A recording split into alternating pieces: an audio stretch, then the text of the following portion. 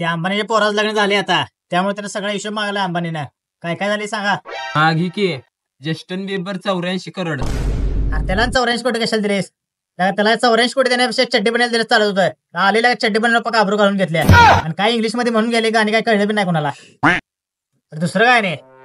बरं घ्या जॉन्सनं 54 करोड. त्याला ना आता कशाला बोलवलेस? अरे तुला माहिती आहे ना त्या अंबानीच बरोबर कसलं ढोल आहे, त्याला उचलाय कोण नको का? त्याला बोलवण्यापेक्षा त्या क्रेनवाल्याला 10,000 दिला असतं त्याला कसा पाहिजे तसा उचलला असता त्याला. कुठं नाही त्याला पैसे खर्च करत बसलाय. ते आणि काय आणि हा नीता अंबानीचा 400 कोटीचा हार. काय 400 कोटीचा हार? अरे तुला सांगायलाच नव्हतं का उगा पैसे आहेत म्हणून कसं मी उधळू नका म्हणून. ते तिच्या पाया पडून सांगत होतो पाक हायत पैसे पण खर्चू नका, तर नाही ती म्हटली माझा 4 दिवसाचा एवढा इन्कम आहे आणि जिओचं रिचार्ज काय उगाच वाढवल्यात काय म्हटली. पाहिजे तेवढा खर्च करा, नियोजनात काही कमी जास्त झालं नाही पाहिजे. काय असं म्हणल्या? मग चला मग राहू दे.